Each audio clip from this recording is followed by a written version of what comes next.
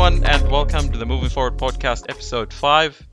First of all, thank you for the people that have been listening and giving feedback. I really appreciate your support. Today, we're sharing news that have attracted our attention the past week. I hope this is informative and of value to you. I'm going to discuss this and more with Andy Lamrock, who's on the line with me. Andy, how's your morning been?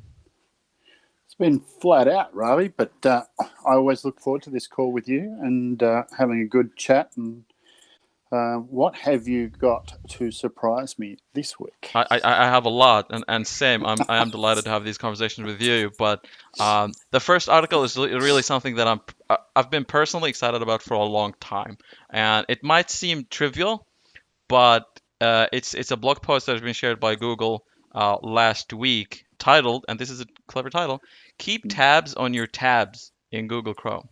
And if you don't know what it's about yet, it's about Google Chrome tabs grouping feature that have been added and is going to be live at any moment at your in your Google Chromes. If you don't have it yet, update your Google Chrome to version 83, I believe, and wait. Um, let me just read for you a brief of the first paragraph because I think this is very important to discuss. And it goes like, there are two types of people in the world: tab minimalists, who have just a few tabs open at a time, and tab collectors, who have significantly more. So I think it's a question about what type of person you are. Either you're a person who likes to focus on a single task, or a person who likes to work on multiple tasks at the same time. So which ones are you? Or you'd think would align with your the way you work? Oh, I'm a minimalist, that's for sure. Hmm. Having said that, though, I have noticed that I've got 1, 2, 3, 4, 5, 6, 7, 8, 12 tabs open at the moment. So maybe not a minimalist. Yeah. Maybe I like to think I'm a minimalist. I've seen in a lot of meetings where, like, when we were sharing our screens, you get, especially with the technical guys, you get them to open their Chrome and it's like 20 tabs. You're like, Jesus, you really need grouping there. Yeah, look, to be honest, I don't know what this feature is or anything about it. First time I've heard about it, so pretty cool to bring it to this conversation. Yeah. But I guess my question to you: what do you think they're trying to do? Why is Google doing this? Well, so this has been something, if you go into forums and in Google support or feedback, this has been something a lot of people have been asking for a while. Some of the things, if I just share a little bit of the layout with you, so they're going to allow you to put tabs in groups where, like, you'd have a title of the tab, and it's going to be color coded. So it's very pleasing visually.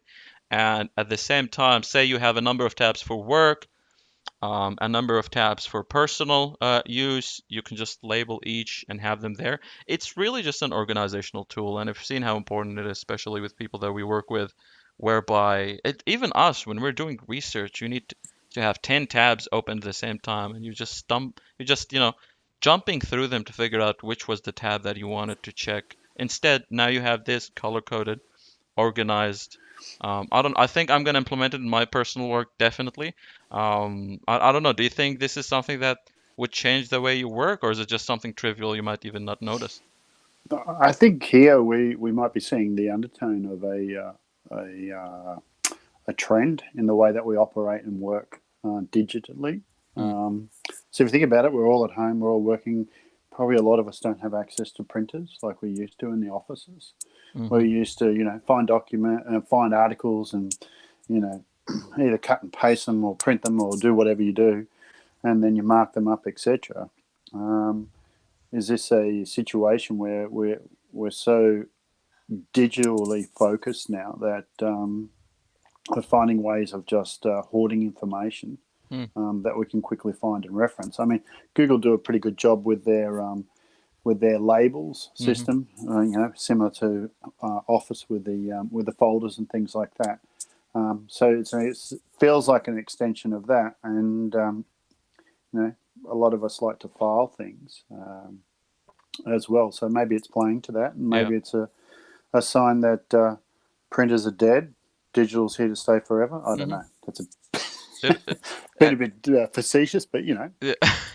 I do think a lot of these companies are just trying to add more tools that are helping people that are trying to be as productive as possible. This is one of it. I mean, we've seen Microsoft doing the clipboard feature to Windows. So when you want to copy paste something, when you're pasting, if you just use the Windows key and V instead of Control V, you're gonna have a clipboard of the history of everything you copied. So you can go back through that. So now you don't have to go back, copy and paste, just copy all and then paste from the clipboard.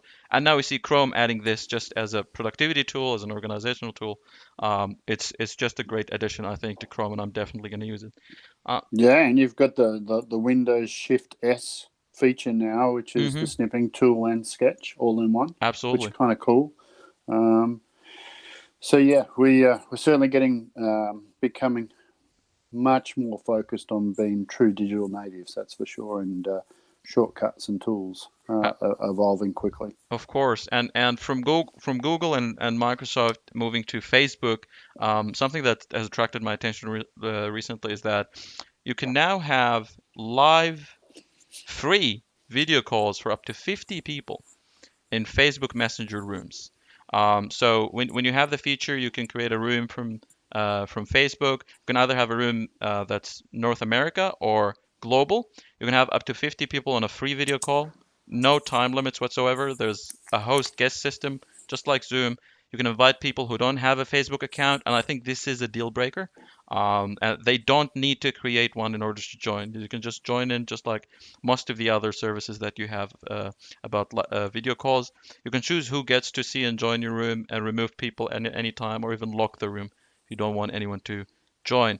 So I feel like this is what they did is they just watched Zoom go through all the phases of development and go through all the security concerns and breaches that it has went through. They've learned from that and implemented everything that Zoom has been forced to implement in the past few days. Well, if they did that uh, off the back of COVID in the 9 weeks, essentially, that's a miracle. But I certainly wouldn't put it past the great engineering team behind Facebook, that's for sure. But Mm, I think probably this has been coming for a while. hmm We've been able to do group calls on Messenger for quite some time. I know that my my family use it as well. It's a good way to connect. I think though this is an incredible beacon of a society change hmm where we've now got a it's almost a bit like going back to the days of the BlackBerry devices when they first came out. It was a corporate executive leader down strategy. So high value, high net worth decision makers and individuals would get these very expensive, very complex, powerful devices so mm, that they could work um, um, in a mobile sense. And then obviously the smartphone eventually evolved and became a consumer in. So are we seeing mm. our personal lives, which are often, for many people lived out on Facebook, now creeping into our work lives, which goes back to what we spoke about last week, finding your life balance rather Yeah. than your work life balance. This is a real beacon, I think, in changing behaviour and how we find balance in our life. Absolutely, yeah, and it's so it is confusing to me because one of the things that I've noticed is that Zoom has had a lot of issues with bandwidth. So that's why a lot of corporates prefer to stay with WebEx, for example. I would like to see how Facebook would deal with that, and of course, I believe Facebook does have much more experience with high bandwidth coming to its servers, so I feel like they might do better work there. But with our work, you and I, we worked with, we tried Zoom, we tried WebEx, we've tried BlueJeans recently. I think, in my personal opinion, BlueJeans has been the most stable amongst all of them. But I'm really excited to test Facebook in my personal lives just to see how they have implemented the solution. Yeah, definitely. Look, Facebook have perfected the art of delivering a live or real time experience, even with high definition video and content.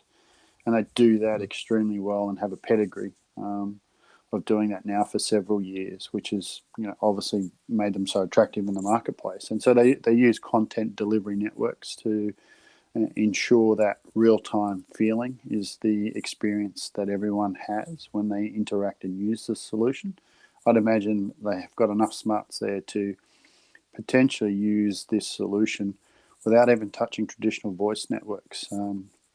Can't see, why they'd be requiring traditional voice backhaul to do this. I don't know for sure, but it's another pivot there where I think we're really in the IP space, Mm-hmm. and Facebook is leveraging it really well with content delivery networks. I would imagine edge type compute technology. Exactly. Yeah, I think it's very exciting. In any ways, just to see large corporations coming into this and try their best to provide solution. It's going to be great competition to Zoom, and I hope this will come out with both of them getting better at this. To switch to something a bit more dark, if I might say, Mm, something that I've been trending in the news lately is an announcement by the Cybersecurity and Infrastructure Security Agency. This is a website by the Department of Homeland Security in the United States. They had an announcement to raise awareness of the threat to COVID-19 related research.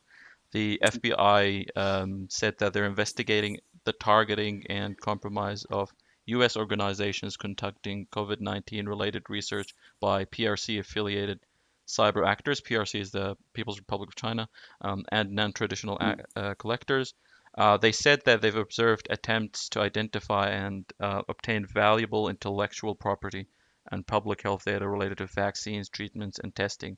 So what I was a bit confused about here is, say you're a public company or even a private corporation, a company that's doing the research into finding a vaccine to COVID-19 or even a treatment, and say you succeeded in that, you have something that have been tested. Um, from a moral point of view, it seems to me that what you would want to do is share it with everyone for free. But but at the same time, a lot of the private companies are doing this for profit, so it would be considered intellectual property. So, what do you think? Do you think this is something that's going to be shared with everyone? Because if it's not, I would understand why people would try to steal this in countries where you don't really have any abidance with the intellectual property laws.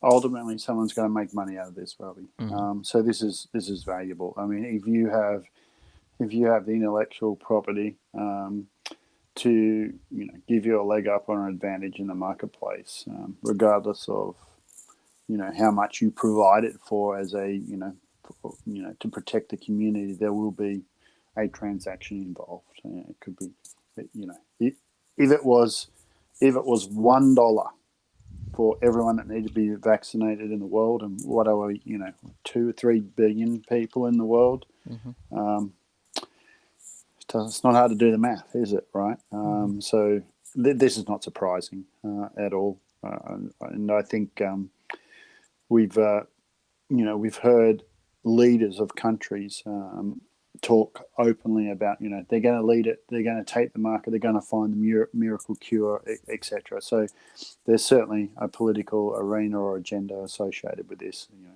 I'm not a politician or a commentator in that space either, but it's fairly obvious to me that this is highly valuable. It's mass market and it's something that we all need. So yeah, there'll be something associated with that. That's for sure. I'm not surprised.